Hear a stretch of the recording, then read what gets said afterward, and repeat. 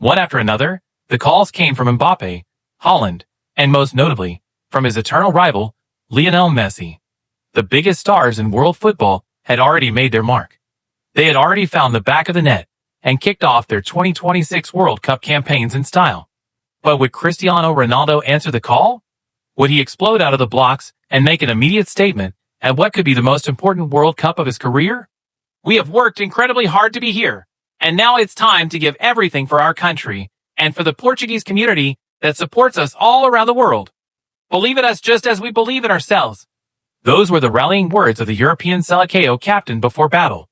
Portugal arrived in North America full of confidence after topping their qualification group ahead of Hungary, Ireland, and Armenia. Their opening opponent was widely considered an underdog. However, the Democratic Republic of Congo was far from an easy team to beat. It is worth remembering that Congo earned their place at the World Cup after a dramatic playoff victory over Jamaica, securing a return to football's biggest stage for the first time in more than half a century. Simply sharing the field with Cristiano Ronaldo and Portugal's star-studded squad was already a tremendous honor. But the youthful side led by head coach Sebastian de Sabra arrived with nothing to lose. And for them, causing an upset would make the occasion even more memorable. The match got underway, with Portugal taking the opening kickoff. As one of the tournament favorites, the men in red immediately pushed forward, looking to dominate possession and suffocate their opponents with relentless pressure. That pressure paid off almost instantly. Just 6 minutes into the contest, Portugal found the breakthrough. The move began down the left flank, where Pedro Neto produced a moment of brilliance before delivering a perfectly weighted cross into the penalty area. Meeting the ball with intelligent positioning, a young Portuguese midfielder rose highest and powered a header beyond the Congolese goalkeeper. The stadium erupted. Portuguese supporters celebrated wildly as their team grabbed an early lead. At that moment, it looked as though Portugal was on its way to a comfortable victory and perhaps even a goal fest. But the Leopards of Africa quickly showed that they had not come to Texas merely to make up the numbers. Instead of collapsing after conceding early, Congo responded with remarkable composure. Led by Captain Chancel Mbemba at the heart of defense, they regrouped immediately, rebuilt their defensive structure, and began launching dangerous counterattacks with pace and purpose. In the 11th minute, Wissa issued the first warning sign, with a thunderous long-range effort that narrowly missed Diogo Costa's goal. Just 3 minutes later, veteran striker Cedric Bakambu powered past 2 Portuguese defenders, before unleashing a fierce strike from outside the penalty area. The shot took a deflection off Araujo, and went behind for a corner. Portugal attempted to reassert control. In the 18th minute, Nuno Mendes made a daring run into the penalty area, but a combination of Aaron Wan-Bissaka and the Congolese goalkeeper managed to deny him at the last moment. Moments later, Bruno Fernandes arrived in support, but his attempted cross shot flashed dangerously across goal without finding a finishing touch. As the half progressed, Portugal enjoyed the majority of possession, but struggled to break down Congo's aggressive and physical defensive setup. In the 29th minute, Vitinha delivered a clever low pass from the right side that sliced open the opposition defense. However, the ball traveled just slightly too fast for Cristiano Ronaldo, and the opportunity slipped away. Portugal's growing lack of sharpness nearly proved costly in the 35th minute. Goalkeeper Diogo Costa produced a careless short distribution and almost gifted possession directly to an opposing forward inside the box. One mistake led to another, and eventually, Portugal paid the price.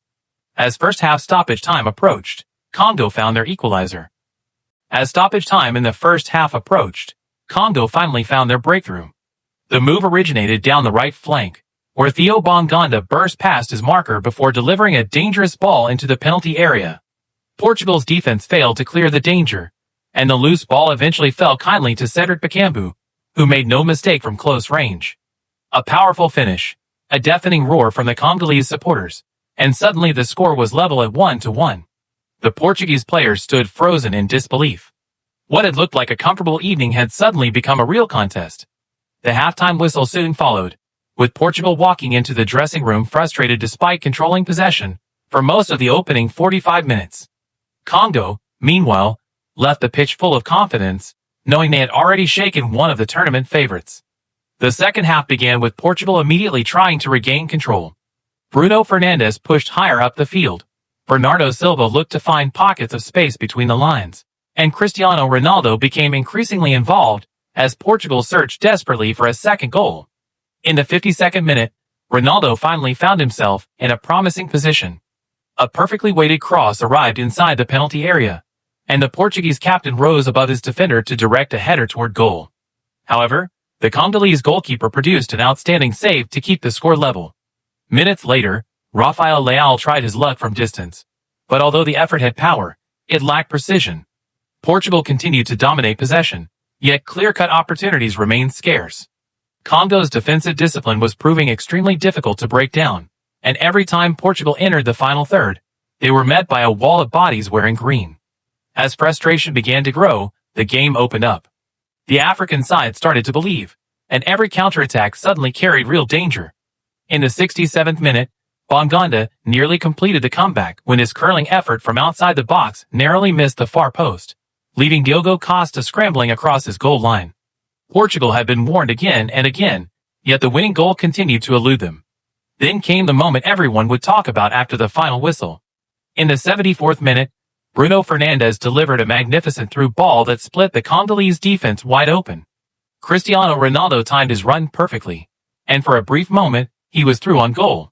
It was exactly the kind of opportunity that had defined his legendary career. The stadium held its breath as Ronaldo struck the ball first time, but instead of finding the back of the net, the shot drifted agonizingly wide of the post. The Portuguese captain immediately dropped his head in frustration. He knew how important that chance was, he knew he should have scored, and deep down everyone watching knew it as well. The miss summed up a difficult night for Ronaldo. A night when Portugal needed their captain to make the difference. A night when the opportunity was there, but the finishing touch never arrived. As the clock continued to tick down, the pressure on Portugal grew heavier with every passing minute. The favorites were expected to win. The favorites were expected to dominate. Yet with less than 15 minutes remaining, they found themselves locked in a frustrating 1-1 draw against a Congolese side ranked far below them. Fernando Santos responded by introducing fresh legs from the bench. Portugal pushed more players forward. The fullbacks advanced higher up the pitch.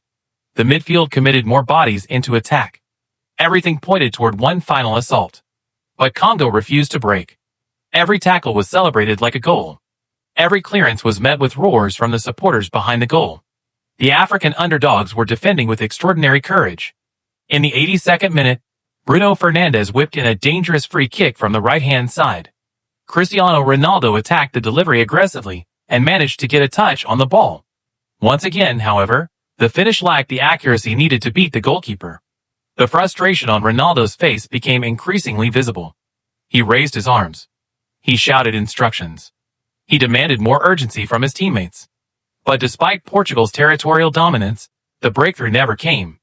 As stoppage time approached, Congo sensed that history was within reach.